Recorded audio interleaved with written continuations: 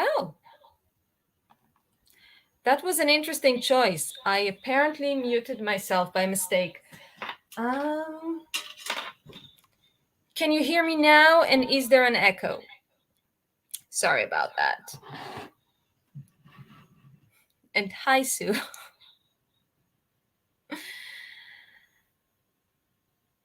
Okay. Is there an echo? If it's just me, I manage, but I don't know. No echo. Great. Okay. So it's just here. It's annoying for me, but you know what? I'm good with it. I'm happy to, come back to our little house. Oh, there is an echo.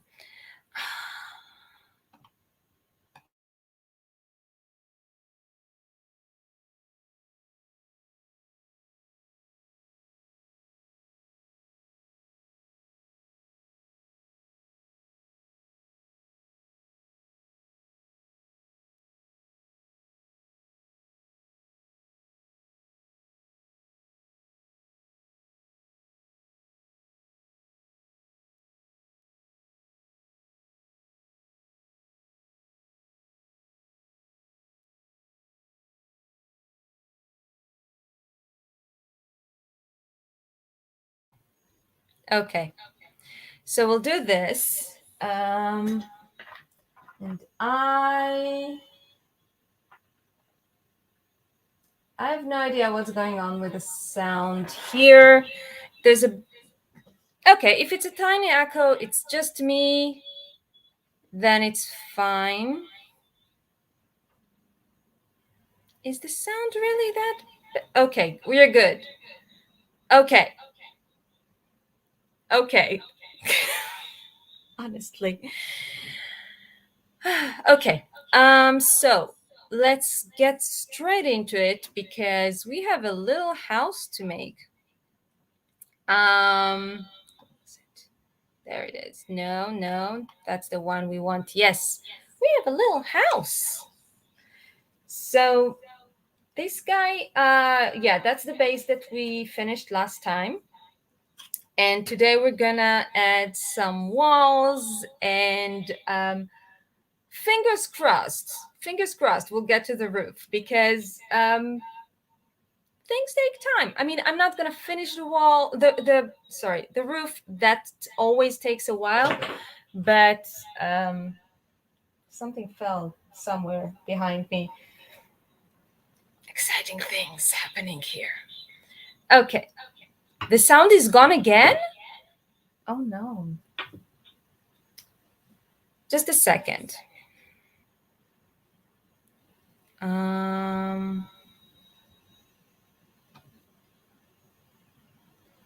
If I do this, can you hear me?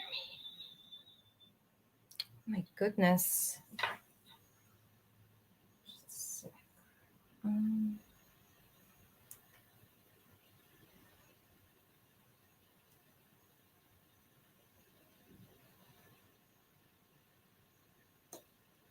You can still hear me?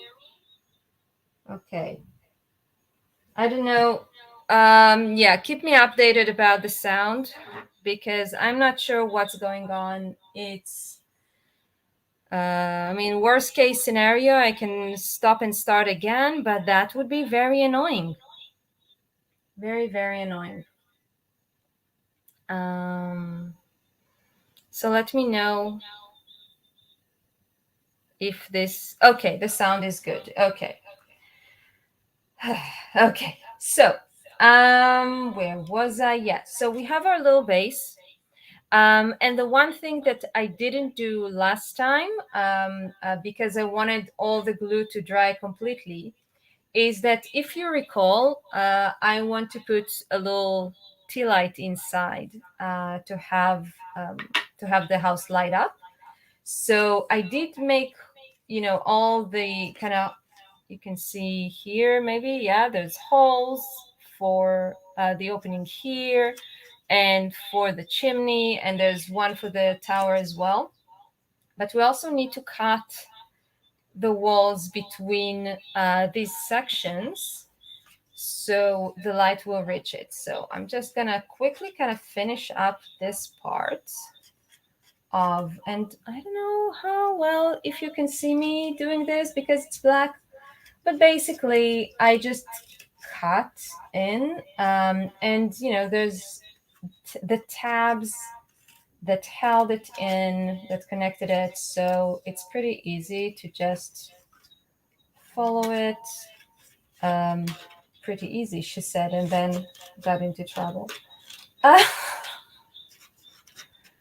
I'm just using this. Oop. Yeah, it's a little hard to do it with oh dear. Okay. Honestly, oh dear. Was there a problem with the sound? Okay, now I don't know what's going on today with the sound. I hope it's all right. But yeah, okay. I will cut this up maybe later because it's a little hard to show it on video, but you get the idea. Because what I really want to do is work on the walls. So if you remember right, then we cut sound on your end. Okay, just a second, okay? Ooh. Yeah, I'm having some issues with the sound here. Basically,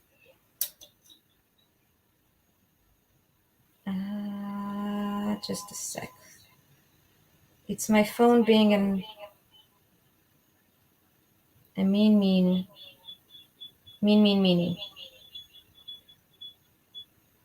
And I don't know why.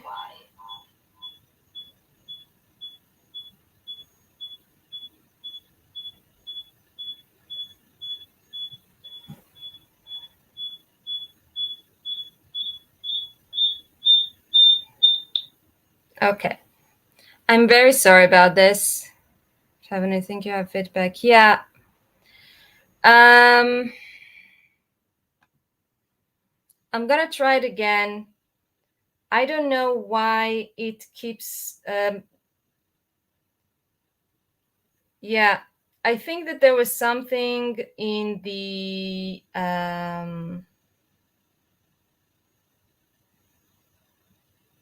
just a second. Let's see if we can manage doing this.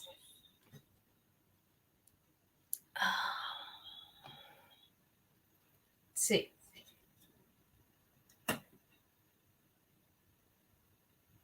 Oh, wait. I think it's okay.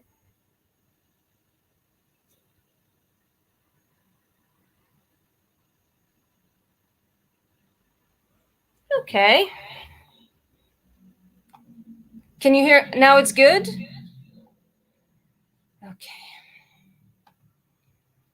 This is very, very tiring. I hope that, no, this one. I can still hear a bit of a, okay.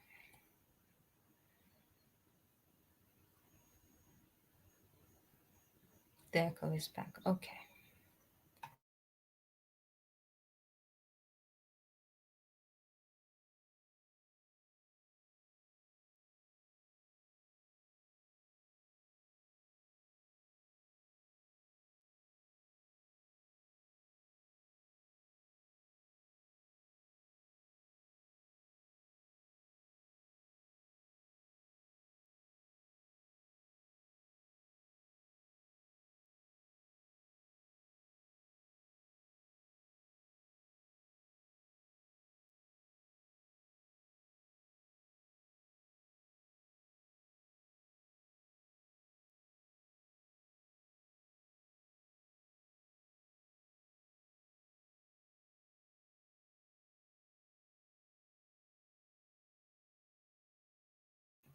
if I do this, there's, oh.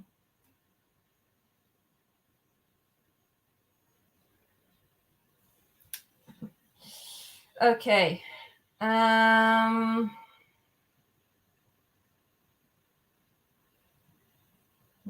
see if I can solve this.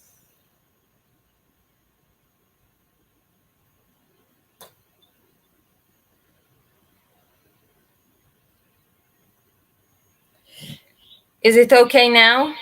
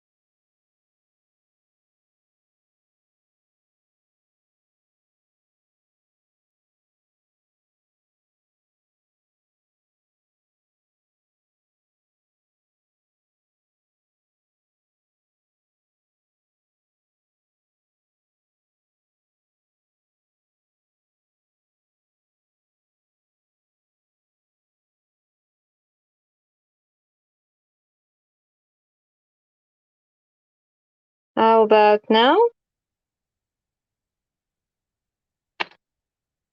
Yeah, I know, Bourbonville. It's I hope that now it's okay. I really wish I could use sign language. Now it's good? Is it really?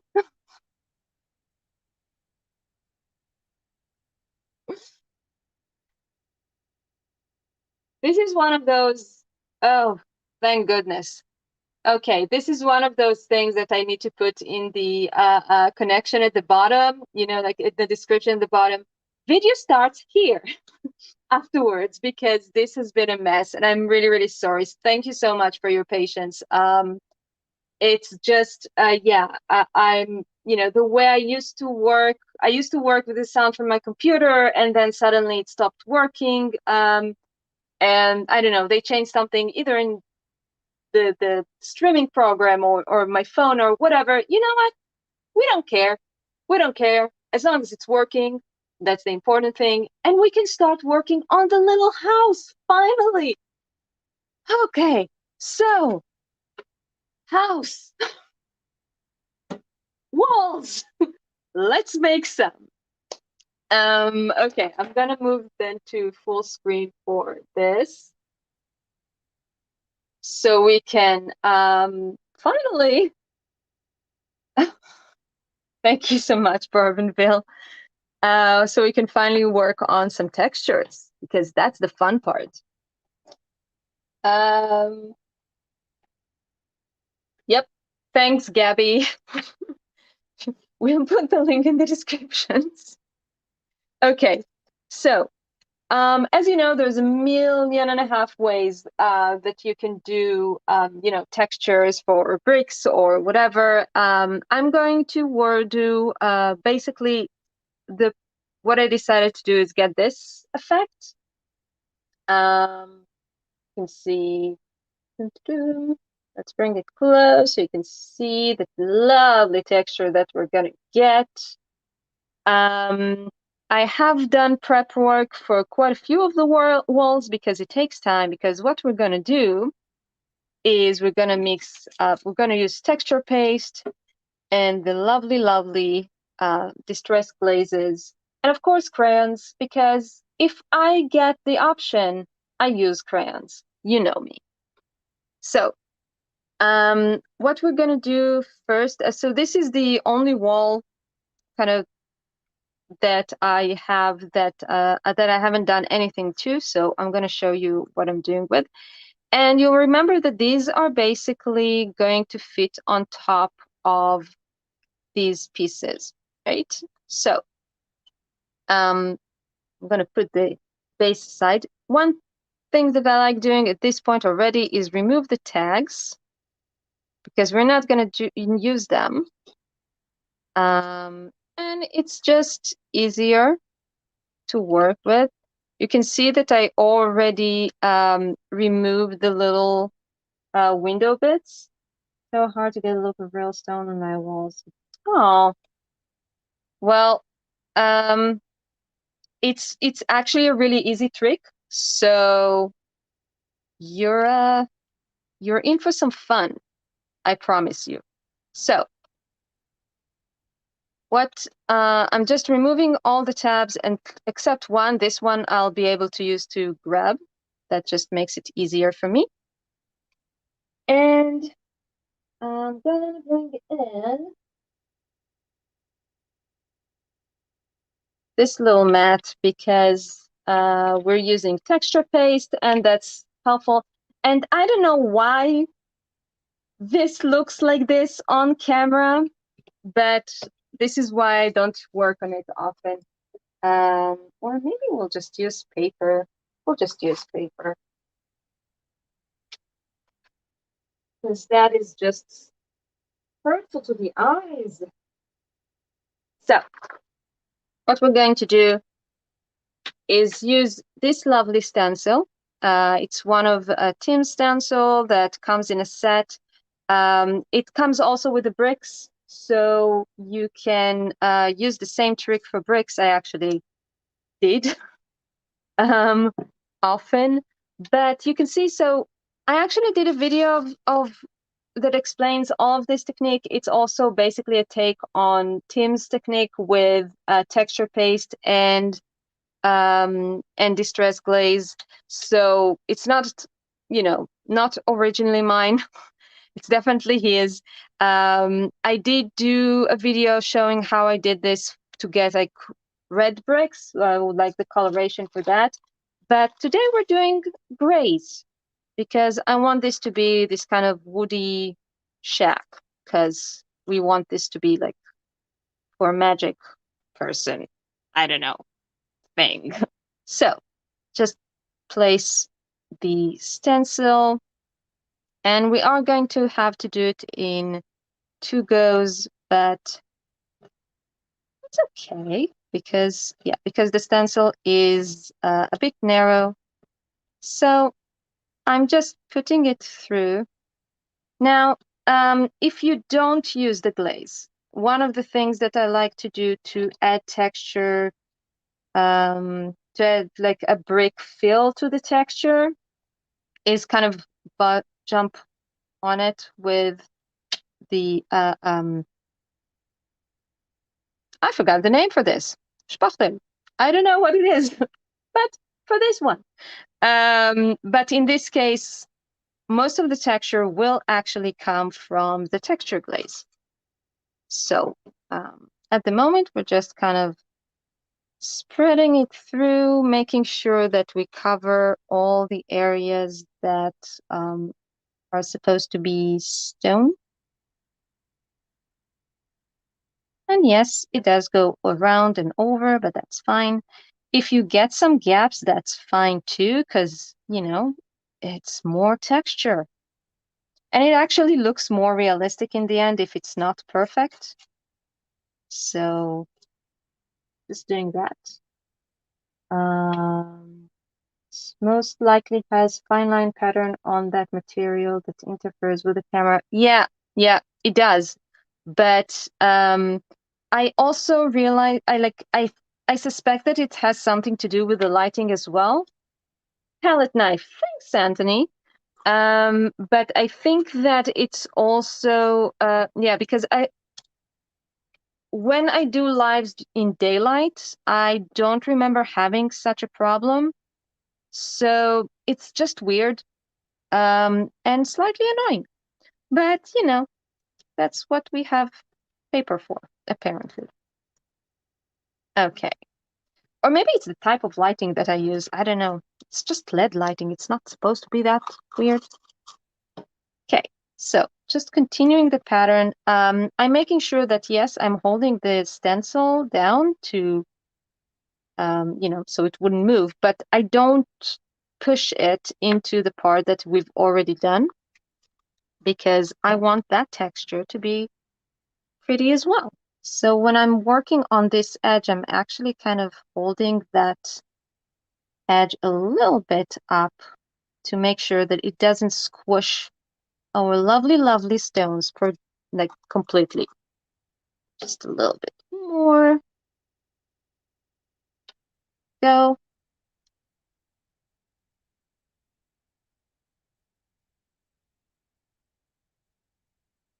So all the way down. Come on. Yes, you can. Okay. Awesome. Now we can gonna collect what's left here, put it back in the jar. What paper am I? Oh, this one is it's mixed media paper. You can totally do it on watercolor or the new the white mixed media paper. What I think it's called white mixed media, but the white thick one or on craft, it works as well. It's just yeah, I'm just putting the stencil in a lovely little tank of water that I have there. And now we're gonna add some glazes. And yeah, I think I can use the same paper. Seems fine.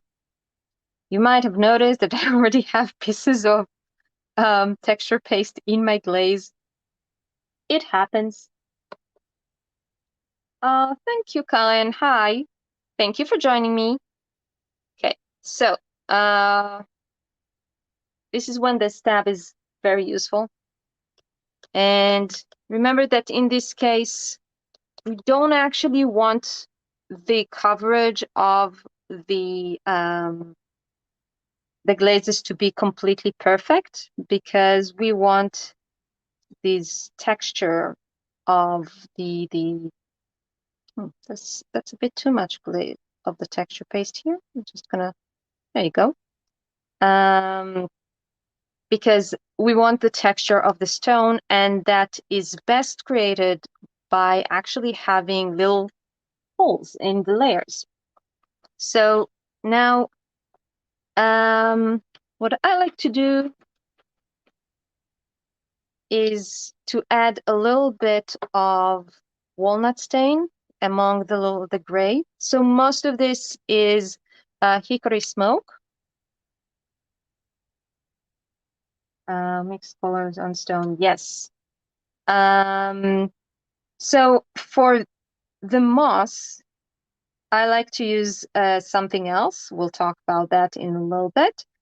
But, well, several other things actually. I love moss. But I found that walnut stain, because of the specific shade of brown, it actually has, it kind of feels like a greenish undertone, especially on the mixed media paper because it's kind of yellowish, right? So I really like the combination of the just hickory smoke and walnut stain. You can mix everything you want. For for red bricks, I mixed, well, fire brick, unsurprising, and also which one was it? Fossilized amber, I think, the yellowish one, and vintage photo, and a bit of walnut stain. So you can really mix a lot. I see a little bit of exposed. Just want to add a little bit here on the corner because this looks far too white here too. Again, it's not super important actually to get coverage on everything, but why not? Let's try it. Okay, so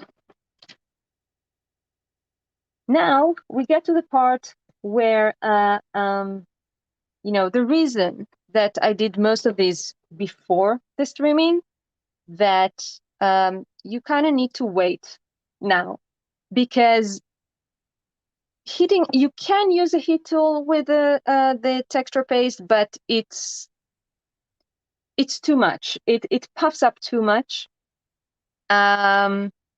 So just need to wait for a bit. But we'll put this aside. We'll come back to it later to emboss it. And I'll just show you what it looks like after it's been embossed. So I already have these pieces ready. And you can see, if it focuses there it is. You can see the texture that you get already. Right? Focus, focus. Yes. And you can see that it's partly actually because it's not that, it's not a smooth embossing like you usually do. With embossing, you actually want this kind of texture, and it's truly pretty. And yeah, I mean, if you add some, hi Christiana, if you add, what's the name of the, is it peeled paint? The green, I mean, yeah, there's several. There's several green embossing glaze, but I feel like probably, yeah, the peeled paint would work perfectly. And now to finish, we'll just use some crayons. And that is what's going to kind of color the grouts, basically, and add more of a vintage touch to the bricks. If you don't feel like it, you can actually leave it like that. It's very beautiful and defined. And depending on, the coloring that you do behind, like which paper you use, you can play with that a lot, and you can leave it like that. But I love my crayons, so I'm just gonna add some, this is hickory smoke that I'm just putting all over, and walnut stain.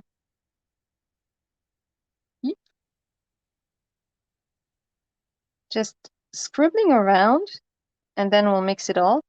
And since we're talking moss, frayed burlap crayon. Even though it's brown, it has this very greenish undertone that is perfect for this kind of a bit of moss or just dirty look, to be honest.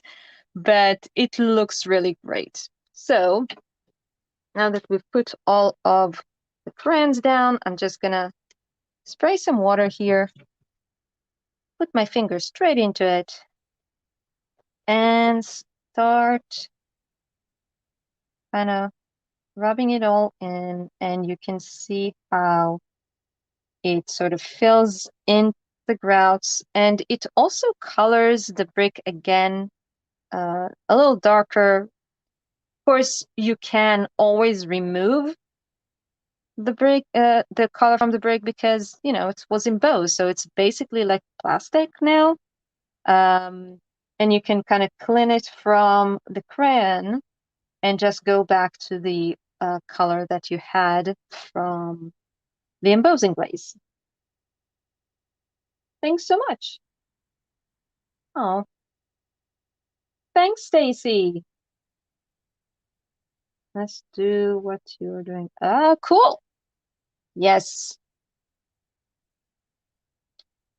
I mean, there's so many ways to do these houses, and that's part of the fun. Or I don't know. For me, that's actually my favorite part about this die set, that you can really, like, I've done quite a few houses by now, and each one of them is completely different, and it's all the same dies. And most of them were actually, because I only got these the village dies lately,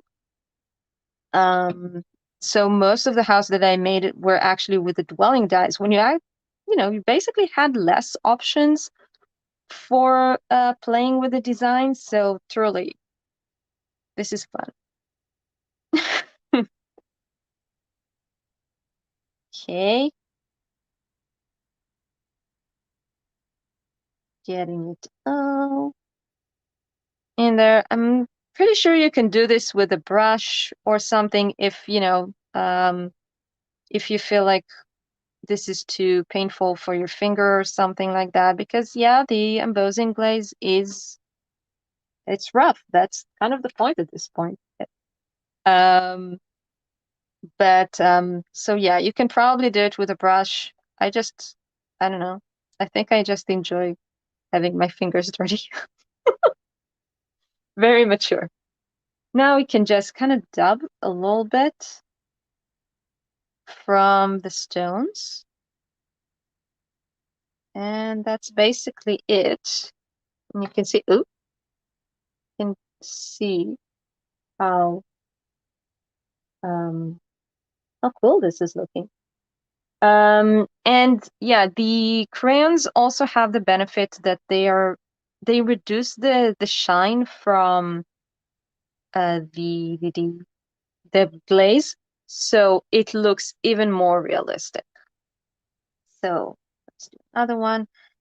And one of the things that I like to do sometimes is basically when I'm playing with this, I like to vary sometimes between the walls, like which one is more, to have more gray on one and more brown on the other, just to kind of give it more, I don't know, yeah, more variation, because I feel like, there's always in real life, in when you look at these things, there's always so much variation of little colors.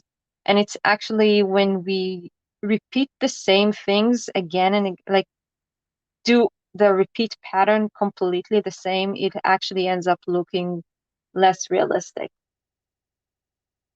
So, you know, that's also it's also fun because it means that every time you make like a mistake, and I should probably say mistake, then it's actually looking more realistic in the end.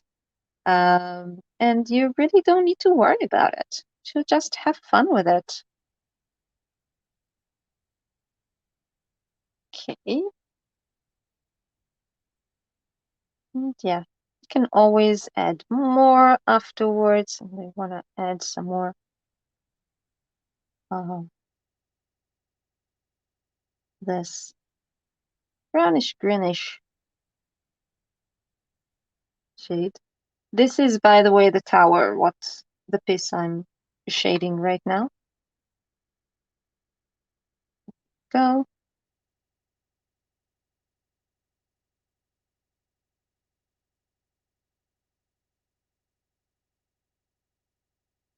There.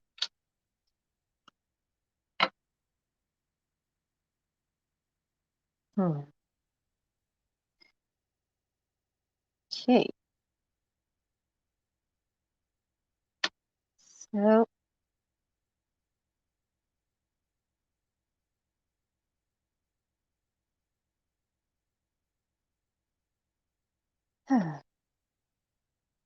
all these things. I mean,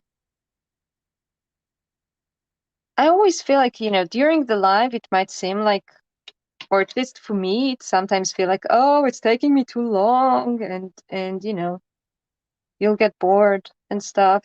Sorry if you are, but honestly, if it's actually what 10 minutes tops gonna take me to do all of these walls. That's not a lot. That's not a lot at all. Um, what takes the longest time is to wait. You kind of, yeah, to wait for the to wait until you can emboss the glazes because you need the texture paste to dry. Um, Sure, dry. But even that, a lot of times, yeah, um, you know, if you start with one wall, if you're doing all the walls at the same time, a lot of times, like, by the time you finish putting the glazes on all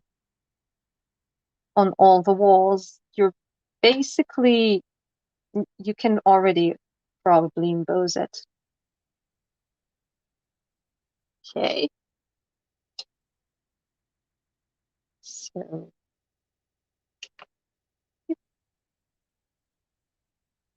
let's move this. Oh, forever creating. Yeah, of course. This will remain on my channel. You can watch it whenever and how many times you want. Thank you for joining, and good luck with the dentist. I hope you know, it's nothing serious, just a checkup. Does the texture paste crack when you bend the walls? No, it doesn't, but also we're actually not going to bend the walls. We're going to cut it because it fits better afterwards. I'll show you in a sec. We'll finish up with this. The texture paste is, it's one of the nice things about this texture paste is that it is built to be very flexible. So generally speaking, it doesn't crack when you fold papers with it. Yeah, it's very flexible. Of course, if it's very thick and you're kind of bending it 90 degrees, then yes, there's a chance it would crack. But in this case, what we'll do is actually cut the pieces, so we'll have, because then it matches better to the base. That's just easier. And easier is generally the better option, in my opinion. Okay, so let's just clean this up a little bit, this crayon mess. Trying to think. I think it was probably... Okay, I'm gonna let the embossing glaze dry completely. We can continue with these walls for now. And we'll get back to it afterwards. So what I want to show you is, yeah, exactly what I was talking about before. So basically you can see this wall will match here, right? We can see according to the windows. And this one will match here. And what I'm going to do is actually, I'll take the big scissors for that. And we'll just kind of find the fold line here.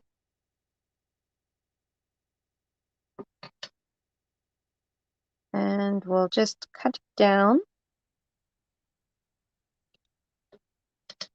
because then it's just easier to glue this, and then this will sit here. And it is much easier to fit it on than to fold it over. What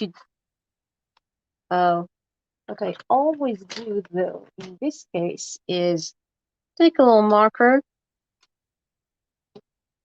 and make sure that all of these edges are nice and dark, and then it really doesn't show on the black base. It's another reason why I like my bases black. It's easier to hide all of these things.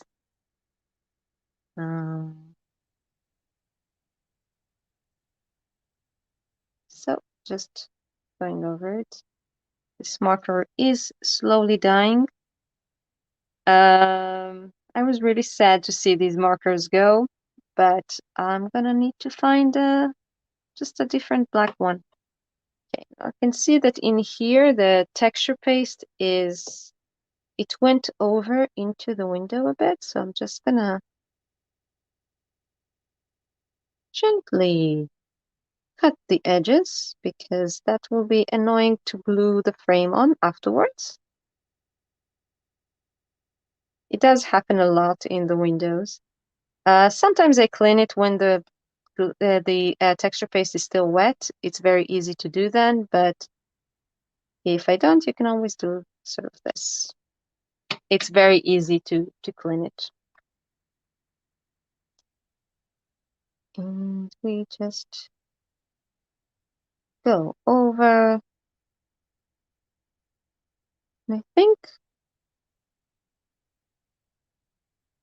that because we really want to get to the roof today, I'll just kind of show you, we'll just kind of basically glue down the walls, these walls. And then I'll start working on the roof tiles, just to kind of show you how I work on it.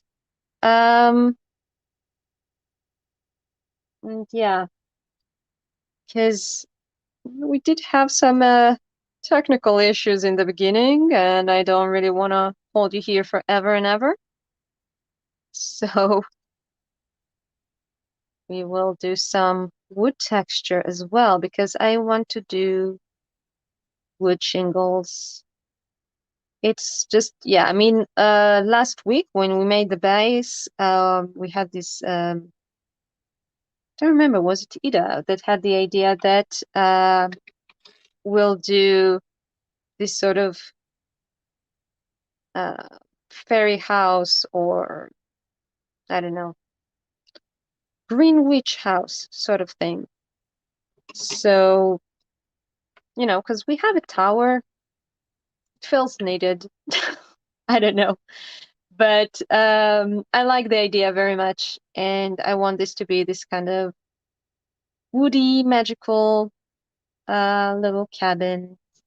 So these more natural looking stones and wood shingles seem fitting. So basically, all we do at this point is, yeah, we can just glue these guys already. And continue with the others. So now, you know what? I will do a couple more, because this is actually the simplest one. Because the thing is, so when you make these houses, and if you're working in the technique that I am, that you do the double layer walls, and you cut all of the walls that you made with the windows twice, all is well. The thing is, if you have additions like this or like this, it means that the wall in the back is different from what you cut.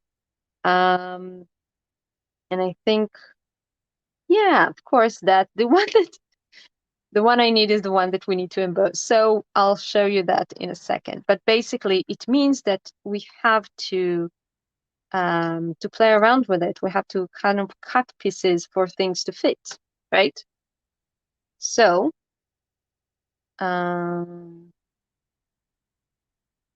we'll do that in a sec. Okay. So I believe this is just me putting too much glue. Ignore me. But yeah, you can see that. So we cut everything. It just slides in. It sits perfectly on our little house. You can already start getting the kind of feel of our little house, what it would be like. And I do think we can say that it will be quite cool. And yeah, you can see that because we have the dark base and we darken the edges of the walls, it's really doesn't feel, it basically, yeah, you don't need to do anything more in the corners. It looks perfectly awesome like this. So yeah, Now I'm gonna move things a bit and we're gonna emboss and finish that little wall that we started, so I can show you how to like what I mean when I'm talking about fitting it in. So let's get our guy back and I'll get my embossing gun nice and hot, and hopefully it will not be too noisy in your ears when I do this.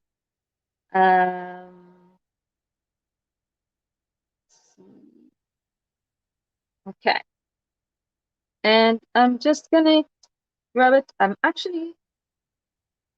use some tweezers to kind of grab it right here in that tab that I left.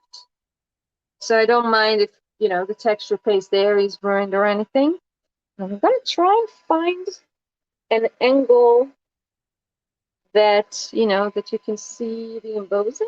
Let's see if it works.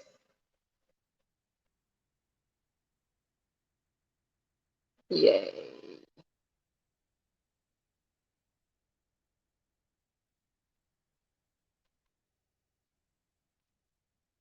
I think it's working. I hope so. And you can see that, yeah, the texture paste is not completely dry, so it does kind of puff up every now and then. But it's at a point that it's dry enough, it kind of puffs up and goes down. And also a little bit of puff in our stones, only better, at least in my opinion. So there we go. Not sure if this one is. There we go.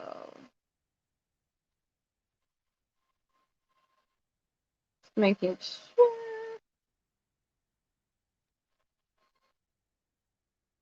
Yep, we're good.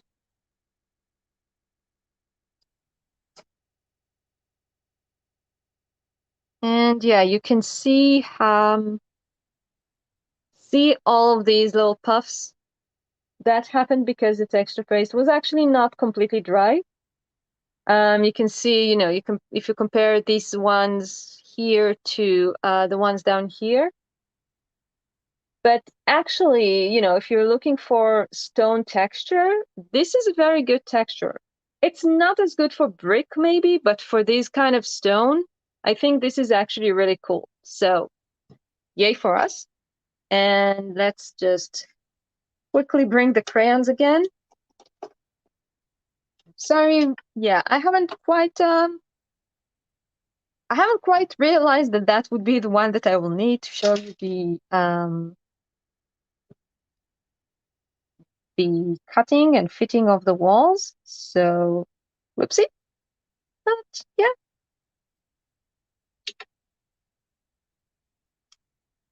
Alrighty. So, just doing this quickly because we've done this before. So you already know what I'm doing. And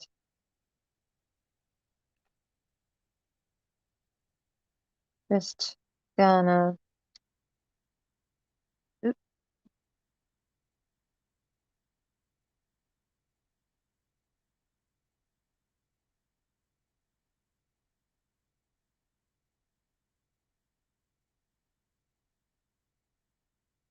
Ooh. Just trying to do this quickly because I want to show you the next part. Pretty paste and add aquarium scented for Greek. Yeah, yeah. I mean, honestly, before I did this, there's also, or before I did this technique, or before we had the glazes, basically, what I used to do is just use grit paste, because it has much more of a texture for bricks. It's really, really cool. But I don't know. It's not, but it's much more fine in the end. So this texture, it really, yeah, I don't know. This technique really does have a very strong It just really looks like brick. I don't know. Yeah. It just has a very good texture for this. But yeah, there's a million ways to do it, and that's part of the fun, that you can kind of, with each project, decide on doing something else. I haven't actually done this technique in a while. I just use texture paste or grit paste, like I said, or something completely different. It's just, there's so many options. So why not try it all? It's, at least for me, that's part of the fun. Um,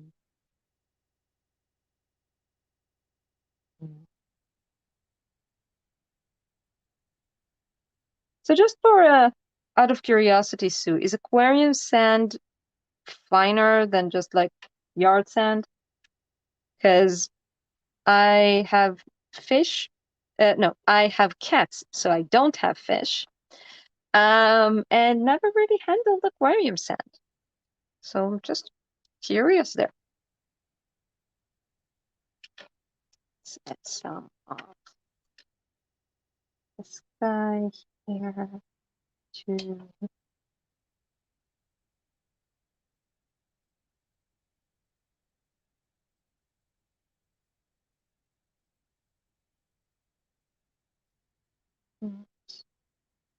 There. There we go.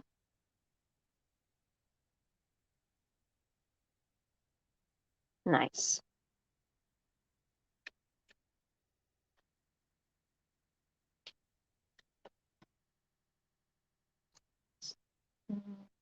Just,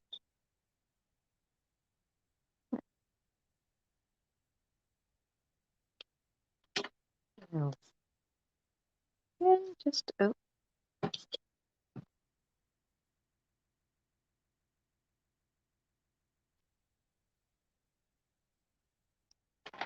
Okay. So now this wall here is basically supposed to go on here and here. So as you can see, like Zen Central, did I seal the paper in any way so the distress crayon smoother, easier? No, actually no, because most of, well, because the glazes are raised, it's most of the time your finger kind of goes on the glaze, and the glaze is like plastic. It doesn't feel the need for it. But I will say, yeah, I do use quite a bit of water. So I think that's one of the reasons that it goes quite easily. Um, and yeah, possibly, I don't know, if you try it and you feel like, yeah, it's kind of hurting your fingers or something like that, then maybe it's better to seal it. I just feel like, for me, it's okay without sealing it. So um, yeah, so I don't. Okay, so first thing we'll do is just cut here to separate these two parts. Now, if you look here, yeah, it actually only reaches basically this part. I'm gonna just check. No problem, Sandy. Happy to help. Um, so yeah, we'll just cut right down here. Just making sure. Yeah, we might even remove another like millimeter or so. And I will say, if you have, like extras like this piece here, always keep them, because you can always, find later ways to use it, and it's really cool. At least I always keep them, but I don't know if you should actually learn from me. I'm a bit don't want to say hoarder,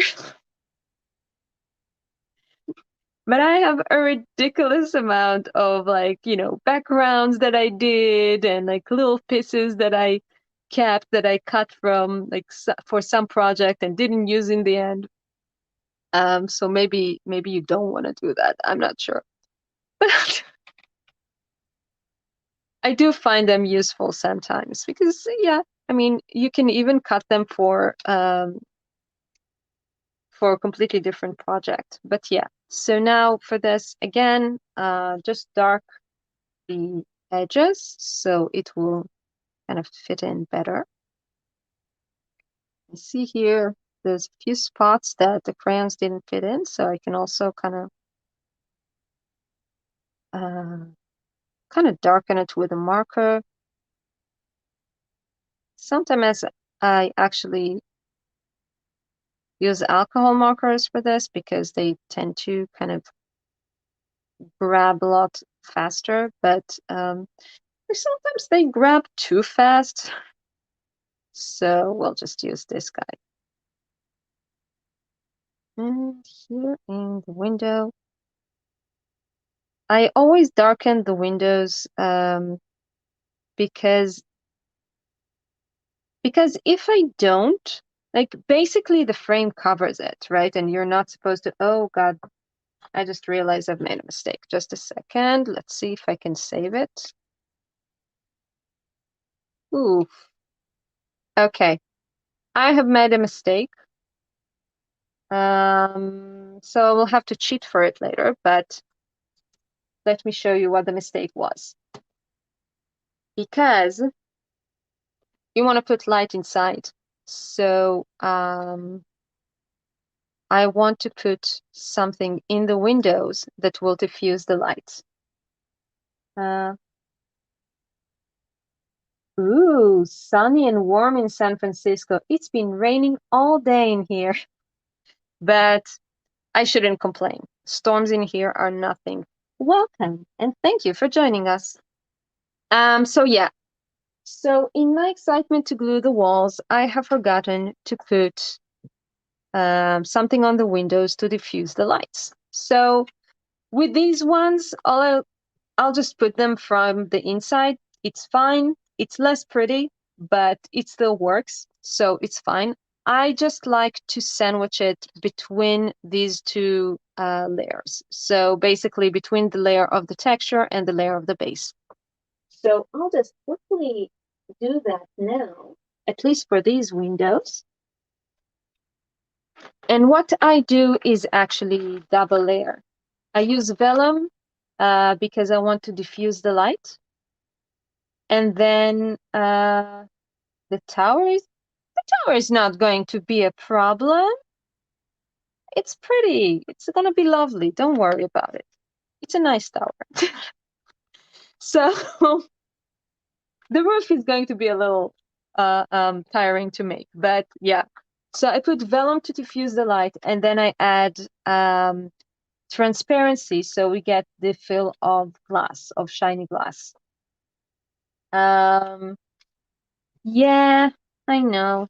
Every like few houses that I make, I kind of forget to do this. I'm getting window glass in the tower. Oh, in the same way. It's basically, so for the tower, because I'm not okay, so I'm not doing it from the inside usually. These ones, luckily, are not hard to do from the inside. But I actually, you'll see, I'm just going to glue it from the outside. I'm going to glue it from here because we add this is the tower piece. We add it like this, so it's not a problem. Yeah, I mean, it works from the inside as well. It's easier to glue on the outside. So, as long as you can, do it. I just messed up a little bit. It happens. I have to make a point by point list because it gets too. Yeah, me too. I tend to do, well, as you've seen, I've just done that. But and I mean, you know, sometimes I'm lucky and I notice early enough and I can just take it off. But the glue here is already set, so too late for that. But yeah, so that's our little vellum piece. And I'm probably not even gonna do it with all the windows now, just so you'll get the idea. This piece is too big. No, it's fine. I can cut this little corner, and now it fits awesome. These houses are so tiny, but yeah. Yeah, it doesn't look as good from, I mean, you know, you can go like the extra mile and, you know, kind of put it from the inside and add another layer in black because it's black. No one will actually see it, but that's usually it's the inside. The only time you see the inside is when you take it up, like when you pick it up to light up to turn on the lights. That's the word I was looking for. So yeah, it's not that bad. I never thought of putting the vellum on the outside. Sounds like it will be much. Yeah, I mean, it really depends on how you're making it, because if you're using just one layer of, if if you do the texture on the first layer, then you can't really do it.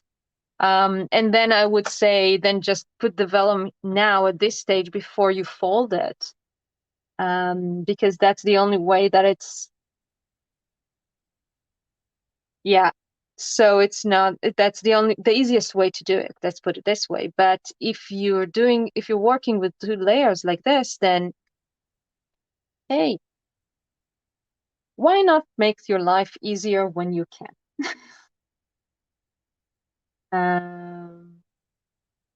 Yeah, yeah, but yeah, okay. We'll just do the windows for now. These guys.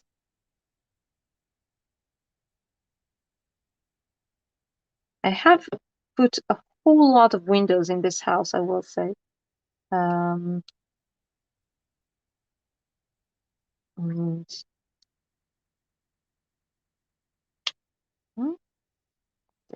go. No, not actually sure. Yeah, that's a little short.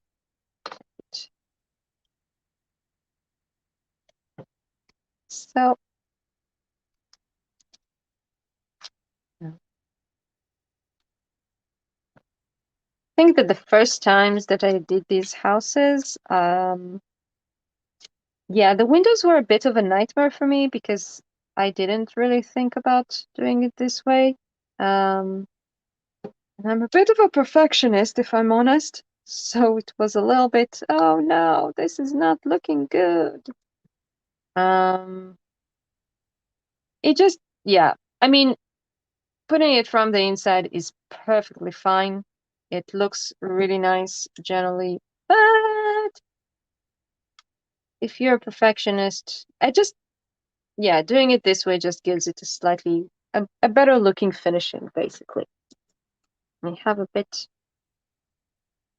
of an extra, too much glue on this vellum here, so I'm gonna remove it. Although, I will say that, there's like this whole issue with vellum and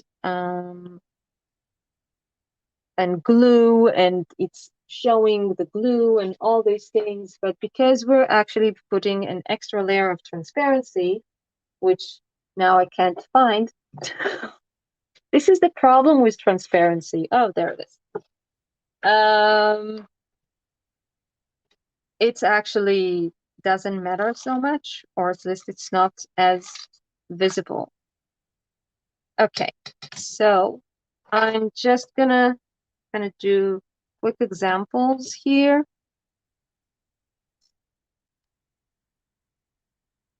with a few of the windows, because I do want to talk about shingles a bit, do a bit of shingling, and we're never going to do that. We don't finish up some stuff here. Okay. So see, if we add the, I'm trying to catch the light there, aha. Now you have a nice shiny glass, but it's also diffused. And this part, we can already glue this down. And yeah, there is some extra glue there that really doesn't need to be there, but you know, I'm not worried about it. Once it dries, it will not be visible. So yeah, just bring this in.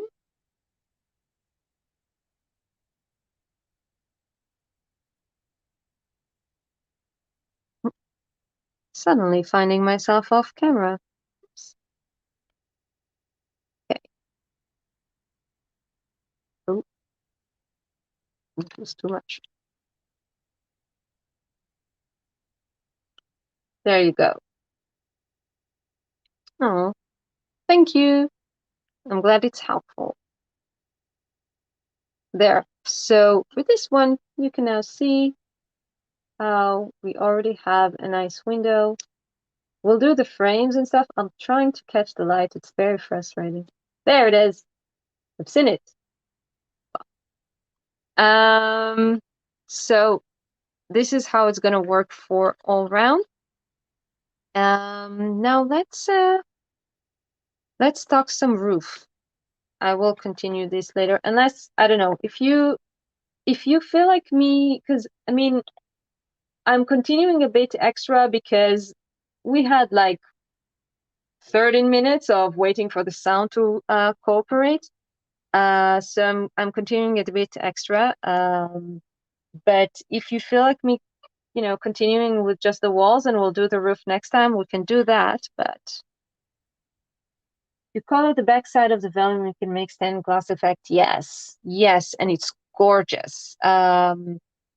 I've done it in one or two when I did, because yeah, when you do the tower, like originally it was kind of like a church tower planned, so it automatically makes you think of doing like some nice stained glass windows. You can also stamp on the vellum if you have like very, I found some, you know, stamp that has like very small details of flowers or something, and it was just it also worked really nicely. Okay, let's just talk shingles a little bit, um, because I think that would be fun. So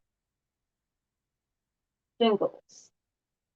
I want to do wood ones, so I'm gonna use some of the lovely wood grain paper. Um, you can use um, the embossing folder, the lumber embossing folder. I will be honest, I originally planned to use it, but from some reason I couldn't find it before the live. So wood grain paper it is. I'm gonna just take half of the paper approximately, half of the sheet, and we'll just stain it and color it and make it nice and woody. And then we can die cut it a bit. So I would like to do, I didn't bring my heat tool. Oh well, it'll be fine. Um, I'll just use my embossing gun. It's not what you're supposed to do, I know, but sometimes it can still work. And I'm actually Hey, Peggy. No worries. I'm glad that you managed to catch me, or to catch us here. I've started a bit slow, so I'm going on. And that's cool because I get to see you. I hope you're all good. So I'm going to use a combination of distress inks and oxides. The oxides are great for getting this, old wood feel. So that's what we're going to do. I'm not going to worry too much about details of moss because I will add those later on. Um, but yeah, I think the base color I want to go with, I'm actually going to use the reinkers because they're super colorful and I want a punch of color because the shingles are a tiny, tiny detail, really tiny, right? So I want to have like a combination of colors that is pretty strong. So I'm going to use brushed corduroys and gather twigs, the reinkers. I'm going to use the blending tools to blend them in, but I'll use, oof, I don't know, if my, I keep feeling like this is a sign that my table is not straight. Sorry about that, guys. If I'm being a bit distracted and chaotic. I'm having a bit of a chaotic day, apparently. So I'm just gonna use some rust corduroy that has this really lovely, strong, yellowish kind of undertone. And yeah, you can see that because this is a porous paper, it goes, when you put the ink on, it goes straight in. There is no way to blend it. But because I'm going to kind of die cutting, very small pieces, I really like that you have sudden of I don't know, sudden stains of colors. It will not be actually visible that we have this that it's a stain. It will just be a variation. However, if you want it to be a bit more blended, what you can do is kind of work like we'll do with the alcohol inks and kind of put it on the foam. Still not going to be very delicate. You need to be very careful and you kind of get these, you actually can, yeah, you can kind of get really interesting stains. But, mainly the point at this moment for me is to just get a lot of color on the paper. And then we'll add water and we'll get everything to move around. And then we'll add some oxides and we'll have a lot of fun with it because inks are fun. The floor is crooked. Yeah, it's either the floor or the table. I'm not sure which, but I think, technically it might be better for me if it's the table and not the floor, but not entirely sure. Okay, so I want this to actually kind of move a little more.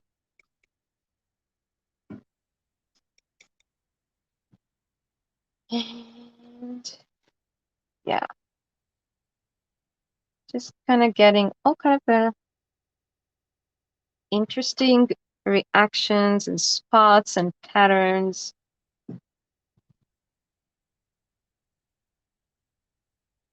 I'm gonna dry it a bit so we can add some oxides.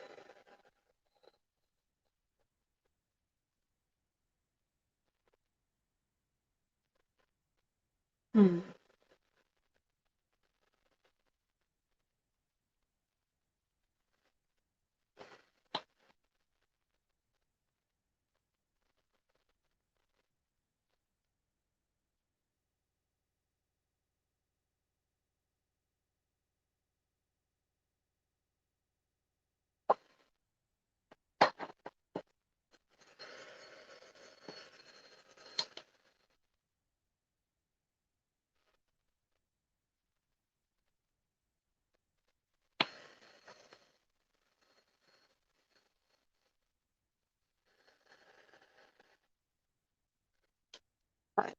if it's run up.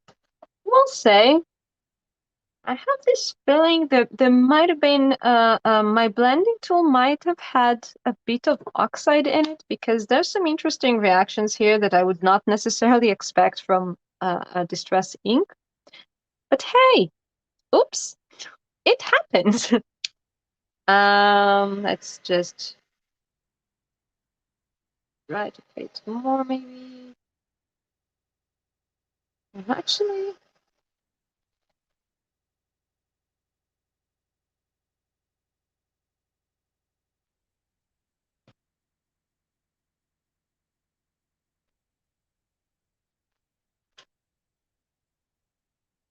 yeah, I actually don't think I want to add oxides now, because it already has. I mean, it doesn't look so much in the camera, but um, it actually already has a very old wood feel. Um, so I think we'll just leave it at that. I do think that I'm going to add a little bit of crayons. I'm just gonna just add it with a bit of just with the edge of my fingers, just to catch the pattern more. To get the grain to come out. Doesn't necessarily need to be everywhere, but I mean, we have the grain, we want it to come out. That just makes sense, right? I don't know. Yeah, just need to be careful with that ink tool now, because we don't want to put the oxide into the distress ink, so I should wash that or move it away. I don't know. It's a little weird. But yeah, this is already looking pretty damn good for what we want. Because, and this is again, this is a matter of also like your personal taste of what you're trying, what you want to achieve. I really like when I'm doing the wooden roofs to have a variation of colors, so different shades of the wood, because the idea being that different parts of the roof will get kind of different reactions to the sun, or like maybe parts of it was changed already and some of it wasn't. So to kind of get this feel of old wood and newer wood, and the reaction to, well, climate and nature. So yeah, this is already kind of looking pretty cool. And of course, when it comes to these things, it's also how do I put it?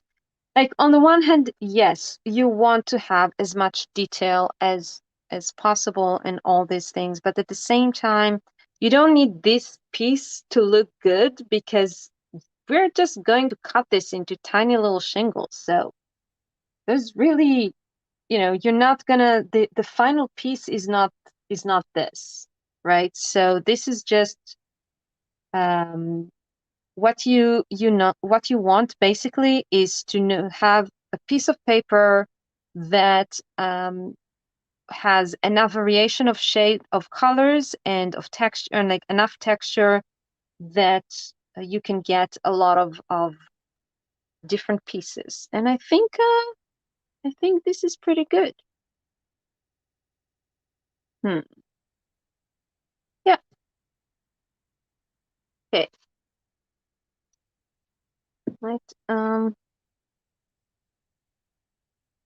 This is very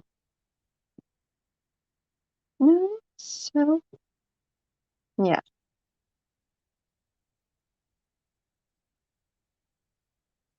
Cool.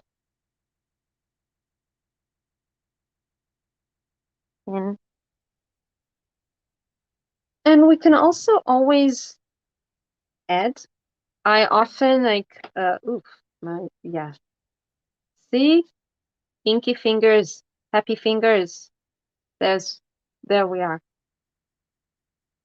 Doesn't look Yeah, it doesn't really look it in the camera. But anyway, let's bring our kind and loyal sidekick. And I'm just getting the die. So just so we have a few dies for the rooftops. And what we need is we need this one always for every roof. And these are the shingle dies. So that's what we're gonna use. Just put this back in. Using Tim Holtz crayons yesterday and my entire floor I've covered. Yes, totally. They can be incredibly messy, but they also wash very, very easily. So, you know, upside downside, right? I mean, most of the stains that are not off now, this is from the ink. It's not from the crayons. The crayons clean up completely. But hey, you know, it's a sign of crafting, right? You just, yeah. So, hmm, this is going to be interesting. Okay. So, I'm actually, well, I'm only going to cut a few for the example and kind of start it up. And that's why we don't really mind right now. But actually, so when you cut in, how do I put it? Yes. So I want to cut it in the sidekick, and that means that I need to put it this way. Now, I personally like to have my shingles, you know, the grain kind of going this way. So that means that it has to be to the width, which means that I can't actually put this whole piece because it'll be a bit too wide. So I'm gonna have to do it in little pieces. Which might be a little bit annoying, but also this is what I'm doing during the live. Afterwards, I might use my other machine. We'll see. But for now, yeah, I do have a sticky tape here for when I need it. I don't actually need it for now, so I'm just ignoring it. I'm just gonna put this die in.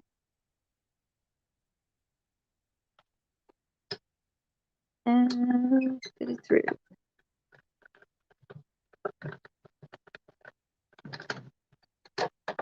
That felt like a little earthquake for the camera, I think, but that's okay.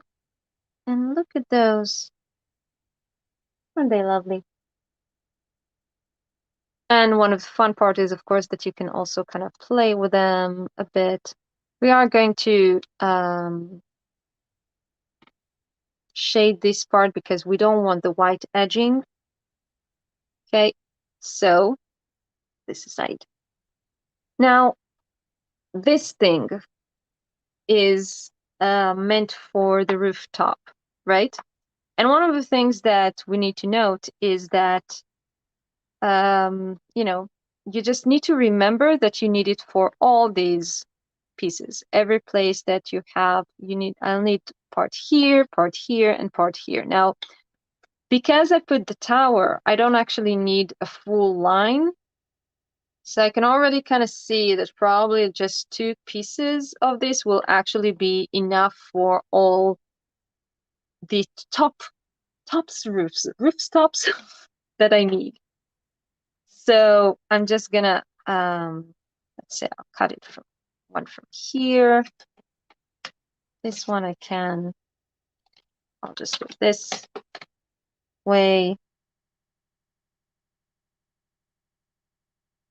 And I just like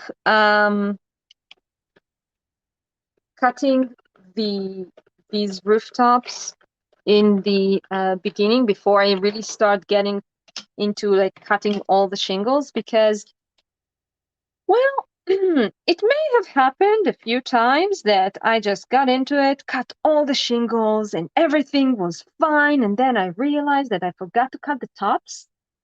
And I had to make like another to basically paint another ink another piece of paper because I just cut all the paper I had to shingles. So I've learned my lesson, and I now cut these rooftops before everything else. So let's cut a few more of the shingles. And then we can talk a little bit about how we put them on. Even though I will say that I usually do that after I put all the walls on, but it's all good. Yeah.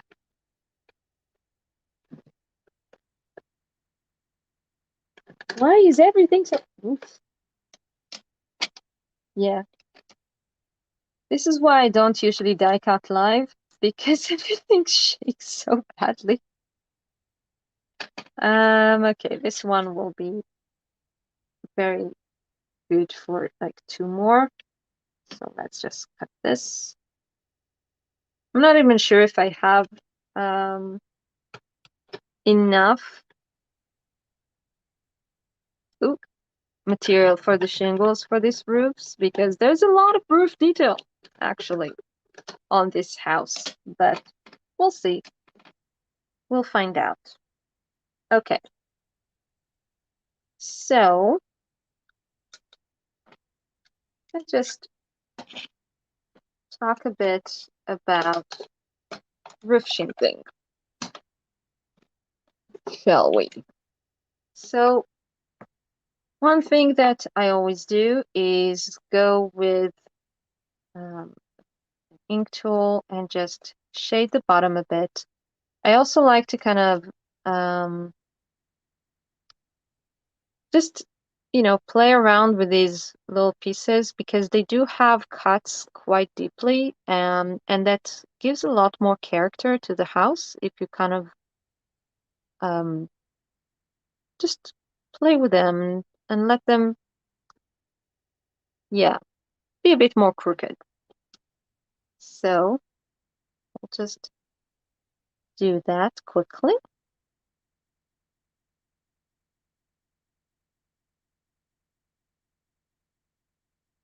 And yeah, one of the nice things about the new the village collection is that you get 3 of these. It used to be there was just 1 strip of each type of shingle.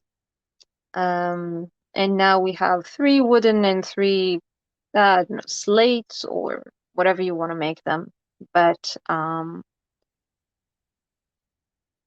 it's much faster to chop, and it's nice that they're also, I think, each one of them is slightly different, so you get a lot more variation with the shingles, what they look like, and that again gives it a much more natural and shabby, I would say, look.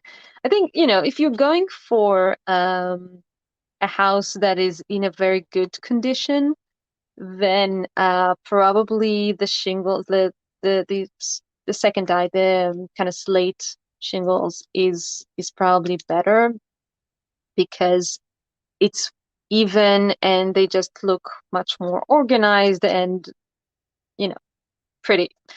But the wood shingles are purposely kind of disarrayed and give more of a texture and more of a character, really, in my opinion, at least. So yeah, I really like using these shingles. I sometimes use this dye also for slate shingles, not wooden ones, even though it's not supposed to be exactly, but I just really like how uneven they are, and the character it gives to the houses, because I like them a little bit destroyed, apparently. Okay. So these can sit aside. Let's see what we can do. Hmm. Okay, let's start with this one. Just to talk about what we do when we have, um, a sort of uneven situation. But, okay. I see a challenge here. I see a challenge because no, I'll start with this side because in this part I need to add the walls on this little dormer before I actually start doing the roof. On this side, I can slide it under it. It's fine. So we can just start with this and talk a bit about how we layer things. Or, okay, question, guys. We have two options. Either I start showing you a little bit of how I do the roof now, or we continue next week. But no, okay, I am changing my mind. I'm not exactly asking you anymore. This is very rude. I ask you and then I take it away. But the thing is that doing the roof takes a long, long time. And if I start doing the roof next week, we will not be able to do anything else. So I will start doing the roof a little bit. Let me know one thing. Do you want me to do the tower roof or any other part of the roofs live? Or is it fine if I'll just, come back next week, ta-da, with all the roofs fine, and we'll just start decorating and adding details? Let me know. So what I do now is just adding bearing. Do what I want. Yeah, you're always so kind to me, Sue, and let me do whatever I want. Um, yeah. So just cutting pieces. And there's basically two ways of you can either, oh, thank you, Anthony. So we have this little piece here. Put a couple of shingles, then do what you want with the rest. No point pushing you out of your creativity. Yeah, well, I mean, it's true, but I'm also trying to be kind of, I don't know, should I call it educational? That sounds scary. But like, I am trying to be useful for people who are maybe new to these dyes and stuff. So if someone wants to see something specific, I'm always very happy to try and accommodate. So you can see that what I did is basically just cut the angle of this roof to the side of the shingle so it sits perfectly on. And now we'll just add some glue. And I put quite a lot of layers of shingles. I know some people kind of, I know, you can get a very nice, realistic look with less layers, but I really love the kind of, well, I love the details.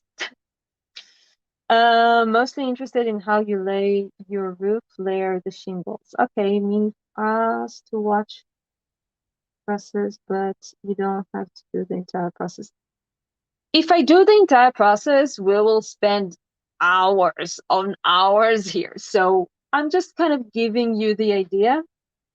And then I can continue afterwards. And if there's questions, I can always get back to it and something like that. Yeah. Always good to mention basics as well as advanced. As you say, there are always new people for reviewing. Yeah, exactly. That's my thought. But yeah, so yeah, now we'll actually talk of what I'm doing. So you could see with the first one, what I did was cut it to fit before. The other way to do it, which is often the fastest actually, is to glue the whole thing and then just cut it right at the edge of the roof. And you can just take your little blending tool or a marker and ink the edge to get it nice and dark to fit with the black here. And I'm just gonna continue like that. So basically, can you talk through how the shingle, the point of the tower, this one? So basically, I do it the same way. It's just every, you know what? Maybe we can just do it now. I can just shingle the tower now. Okay, I'll do a few more layers here maybe, or this is, I don't know, I feel like these are the challenging ones. The challenging ones are really the ones that are a little bit offside, that are like, you know, that it's not just straight. Like this one is easy, right? You just go with layers. And these ones can be a little bit challenging. Now, one of the things that I want to make sure when I do is not to have what's happening here. See that these, I'll bring it up close. You can see that the pattern basically here, they repeat each other almost identically. So I will not put this one here. I'll use it somewhere else because I want them to not be the same. So let's do this one. Find one that fits. Another way to do it is to find if you have like a slightly different coloring is also works to make it look a little different. But it's, for me, again, it just gives it more life if they look different, if they don't look if the detail is different. Here, this one is good. So what I'm gonna do is actually just give it a little bend here to get pretty much the angle that I need. I'll do it like this. Good. Ink it. Add some glue.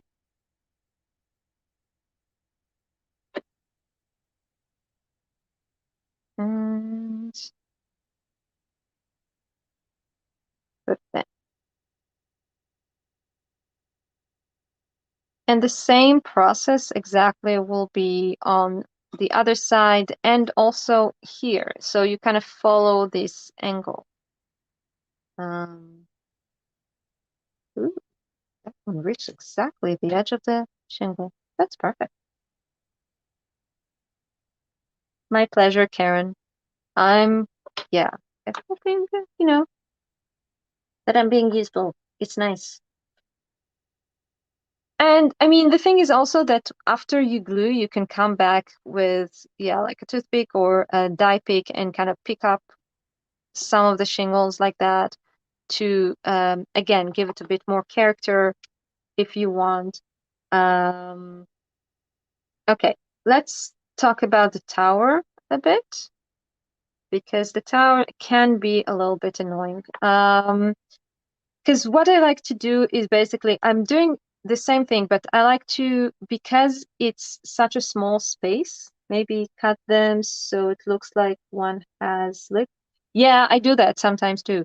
Uh, I also sometimes like to, that's one of the points of having like, you know, for example, like a darker color, because then if I put a shingle here that is very dark, then it looks like, oh, some of them maybe, you know, were changed, and it looks newer, older, and things like that. And it's a lot of fun playing with this. And that is another reason that it can take me hours to do shingling. So is shingling a word? I'm not sure, but I like saying it. So what I do here with the tower is that I'm basically doing the same thing, but I like to work kind of around so we can get pretty much the same layers around, and that feels more natural. I'll show you what I mean in a minute. So I'm just gonna see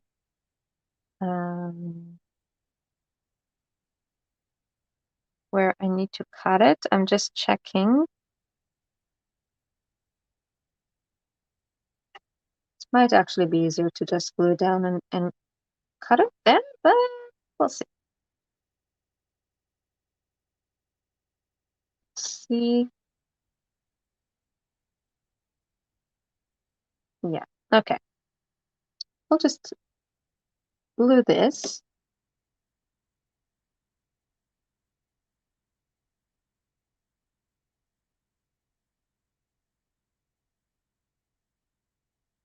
And you can see I can just turn it over and basically use the edge of the tower.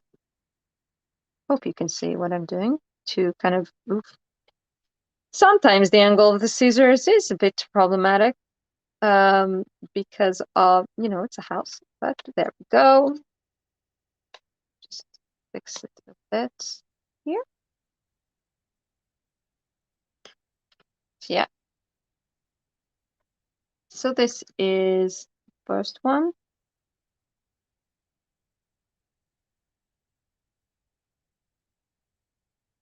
Yeah. It's a little higher than I wanted, but that's okay. Cool. And shading the edges. Now you can just go right up and, you know, just do each border on its own. I basically like to go around with the layers because then I know that they just continue each other and it looks, in my opinion, a little better in the end. This time I'm just kind of holding it and cutting it before the top, before gluing. You can also, if if you're not sure about the cutting or how well you can hold it, you can always just mark it with a pencil and then cut it. But I don't know. I feel like, yeah, it felt like I was able to do it well enough. And yeah, so now you can really see I can match sort of the edges of the corners here at the bottom. Honestly, it's the most important on the first layer, the bottom layer, because what gives the entire roof its feel. And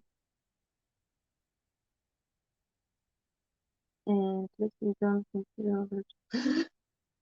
Yes, that is very true. At least I don't need leather to put the tiles on.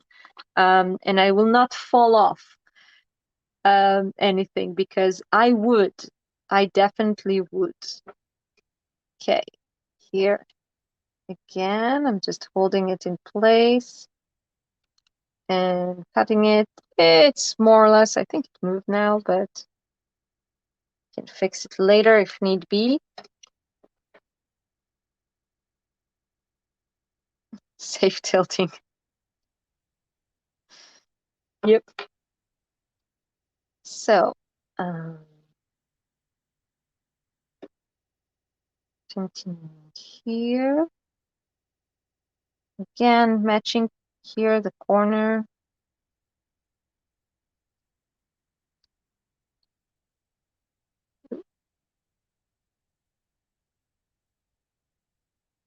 Just making sure that it's continuing the shape.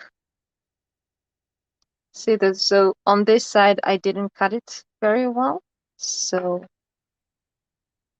I can fix the angle here. Just need to remember to shade it again. Penny, hi. Just don't cut your fingers. Yeah, I do try, and I do try to avoid that every time. Always a risk in crafting, right?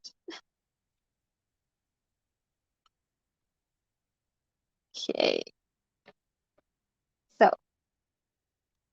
this side and this side. There's always like a moment when I'm cutting that I'm not entirely seeing what I'm doing, which is a bit risky, but So far, all my fingers are here, so apparently I'm okay. Okay, there we go.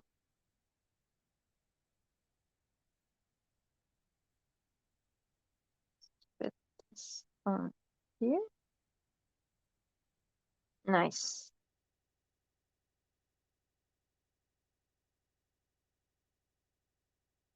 Okay, can only count 9. It's 10. It's 10. Okay, I need to actually aim so they're all in the camera. Um, yeah. Okay, so and from this you basically continue the same way up. I think that, I might actually we can start next live while finishing the tower if you want. Hey, Moika. Um, because the thing is that, when you get to the top, you kind of get to a point when you have like a single shingle at make me count. Yes, you did. Um, you kind of get to a point when you basically have a single shingle right at the top, and you kind of cut the top to a triangle. Um, I don't know. Let me know. I think that will end for today because we're close to 2 hours, which is more than I planned. Unsurprising, but yeah, we did get through, technical problems, and then we did actually manage to make some lovely textured walls and talked about the shingles and start gluing them. Um, so for next week, basically, I will put on all the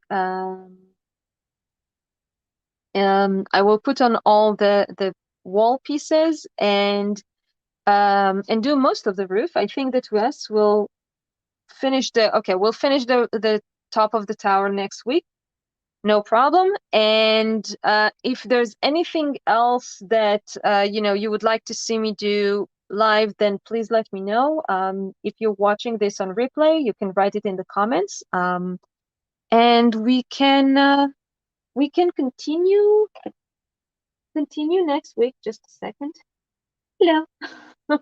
We can continue next week and get to some real details. I look so yellow in this light. Why? I don't know. It's just me. Anyways, I'm being distracted by myself, which is weird.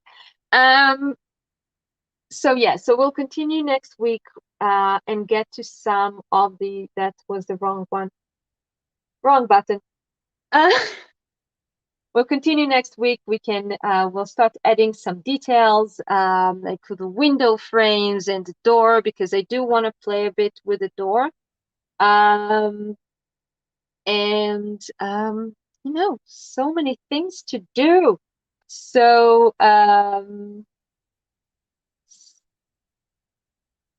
thank you so much for joining me. This has been so much fun. And we'll continue next week, same time, same place here, this channel. And if you have any questions or things that you would like to see, oh, cool. Um, yeah, then let me know. You can always leave comments and questions if you have any. And yeah, thank you so much. And I'll see you next week. Stay safe, stay warm, and yeah, thanks again. Bye for now. Bye.